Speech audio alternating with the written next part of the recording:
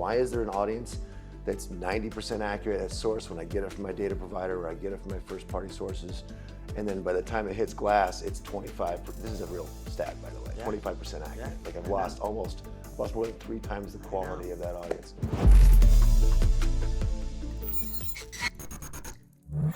This is Evan Shapiro, your media cartographer. Welcome back to Big Data Brains. Scott McKinley, you are the founder of Truthset. That's right. We talk each year, it seems, here at Cannes Lion. And we talk about the importance of independent validation of data to have a rating standard. Yeah. Like you have on food, like you have on water. Yeah. And data gets sold and traded without truly understanding the health of that data very often. Last year we talked about data ratings. Yeah. This year we're talking about data-rated audiences. Exactly, yeah. So that is progress. What is that progress? What does that mean? You know, when you say it to me that way, it makes me a little proud that we have stuck to our plan, and our plan is actually working. We're not here talking about something completely different because I had to pivot to follow the latest trend.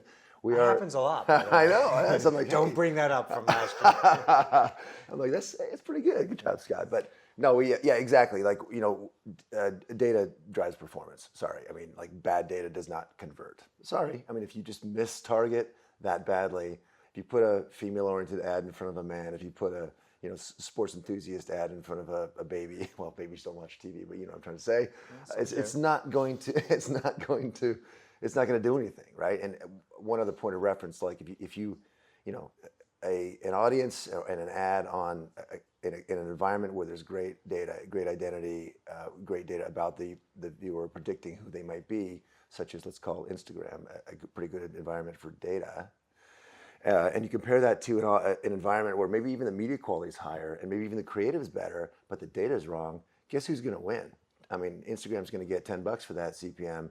Over here, it's going to be $2 or $3 or 50 cents. And the difference is the data, right? So we've been trying since the beginning of the company, the beginning of Truthset, to really level up folks who don't have the luxury of like walled garden data quality. And it's really been working. Last year, we talked about data ratings. I came out of Nielsen. I was there for 7 years, and I really understood the power of offering the market an independent assessment of quality, right? And that's what this is for this important asset, data about people.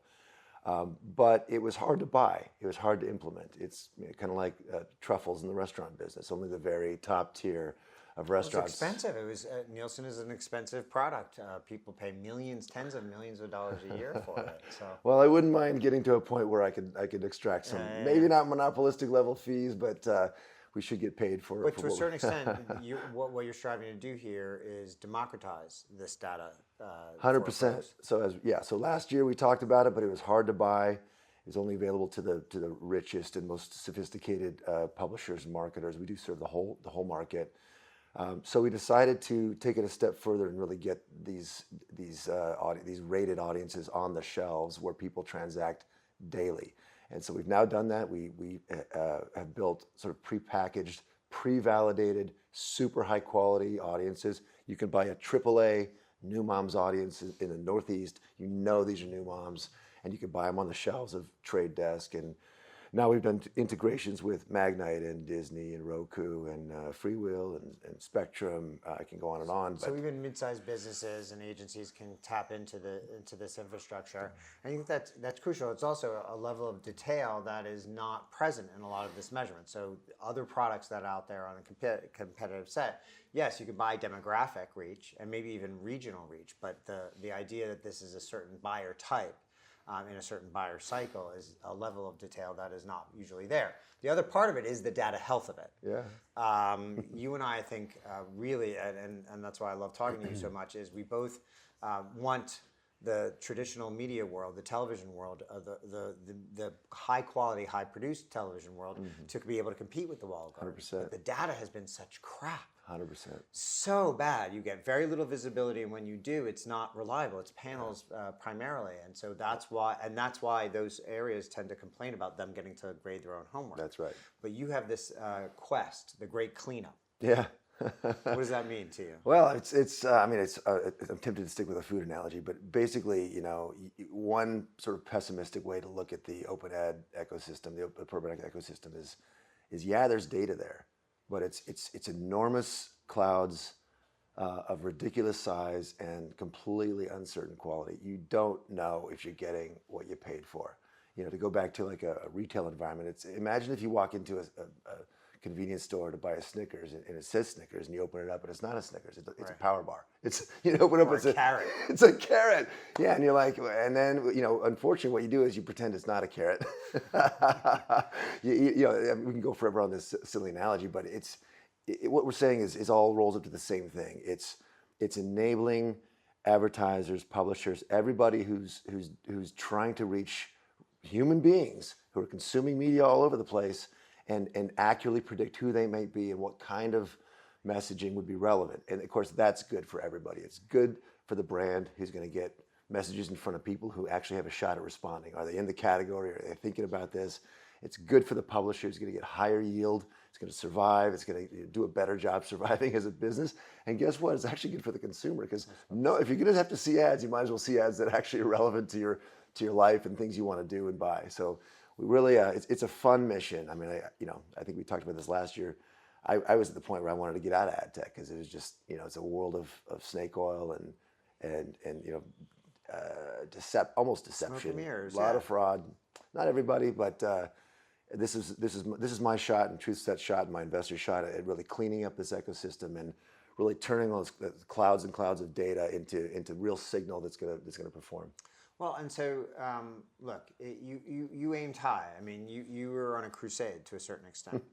This great cleanup. I feel this very similarly. I put a lot of energy into pushing for data health. One of the great problems I find when I work with companies, and I do, is the first thing we do is show us your data. Mm-hmm. And the data health of most companies in this ecosystem is terrible. Mm-hmm. So I share that with you.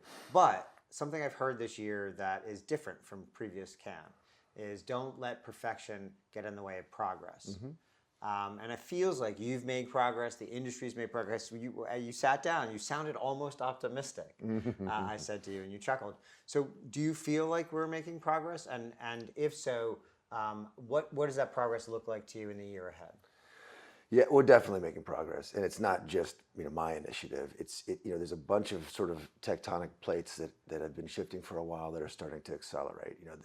The emphasis on first-party data, the emphasis on from a brand or an agency perspective, like I can't just outsource all the intelligence about these audiences that I'm trying to reach or actually currently interact with and sell stuff to. So the move towards, even for big CPGs who haven't known who their customers were for 100 years, right. they're really working hard to understand who their customers are, to heavily leverage any D2C chances they get, and to work with partners who don't just ship them in a shady alley a briefcase of data and say, trust me, bro.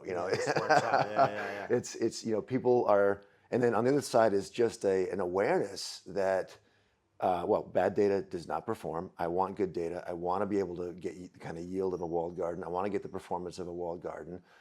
What am I going to do about it? I'm going to pay attention to transparency. Just like you said, show me your data. I'm going to do a test.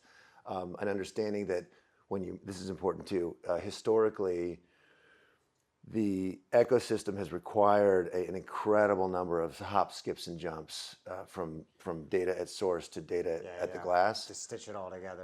Remember in kindergarten you played the telephone game, and by the time it's like, what the is nothing didn't resemble. I said cat, you said carrot. Yeah, that's exactly right. Yeah. Yeah, and so we're also, I think, just as a whole industry, realizing that's a problem. Yeah. There's a bunch of people in the middle who aren't really adding much value. They're degrading quality. They're reducing match rates. All in the name of reach or whatever. And again, that can keep happening until you put your head up and say, no, I need to understand what's happening. Why is there an audience that's 90% accurate at source when I get it from my data provider or I get it from my first party sources? And then by the time it hits glass, it's 25. This is a real stat, by the way, 25% accurate. Yeah, I've lost more than 3 times the quality of that audience. That's optimistic. That's the 25%. I've heard as low as 20%. So yeah, it's a real issue. I guess the question is cooperation amongst all the constituents you work with, all the folks that you know, all the folks that you've worked with in the past. That's required to a certain extent. everybody has to kind of agree to a certain standard of quality around data. Do you think we can reach that in the next couple of years? I certainly hope so. I selfishly, I hope that Truthset's in the middle of it, or at least a material participant in the collaboration around making things better. Especially as you get into an AI world, right? I was talking to folks earlier today about this. It doesn't really matter how good your AI is, the model itself. That's if the data isn't good, it's going to have weird hallucinations 100%. and it's going to drive you crazy, 100%. right? The quality of the data is everything. Yeah, And it the is. speedier the AI gets, the more important the quality of the data is. Yeah. It's a great topic. We could sit here all day and talk about it, but yeah, that's, if again, taking a positive and negative view, start with negative around the introduction of AI and the ad tech ecosystem. It without care, it is going to cause a lot of problems. Long-term irreparable damage. It's going to make things look great. And it's going to take, Right. Right. It's because that's what it does. It's like, oh, yes, you're the smartest boy in the whole world. Yeah. What a great question, Evan. And that gets compounded and compounded and compounded. I had an argument with AI, which I put on my Substack newsletter, and it lied to me, and I caught it, and then I deposed it, and I said, "What happens if this is not corrected?" It said gaslighting at scale, and that's the danger of bad data. Listen, is the models learn off of bad information, and then that becomes information. That's right. That's right. So, and it happens all throughout the whole supply chain. Let's say in the audience building or audience acquisition side, you ask AI to compose an audience, it's just going to do the best it can. Yeah, with no. Never, I absolutely know how to do this. And it's do you never really? gonna, No, I don't. And it's never going to touch grass. It's going to turn that bottle of water into a bottle of wine for you because you told it to. The same thing's going to happen on the measurement side. This terrifies me. Right now, measurement, of course, is very difficult. Multi-touch attribution is basically dead because you can't get all the data you need, either on the sales side or the exposure side.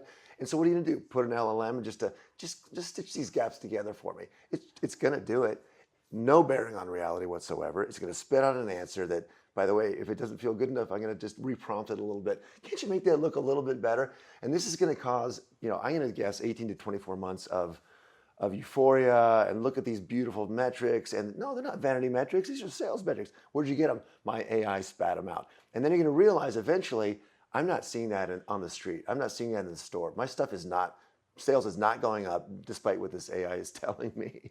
And then there's going to be like another year of post-traumatic stress disorder. And then we have to find out where it really fits and how to use it responsibly. And I think the trading on data right now, it feels good because it gets your campaign in the marketplace and the money's being spent at the pace that the industry needs to be spent. Yeah. But the longer we rely on bad data, the more cemented that data becomes into the foundation of the mistakes that we make. 100%. Yeah, if we institutionalize weak data made to look good by AI, we're going to wind up at the end of the earth and wonder how we got there. That's right.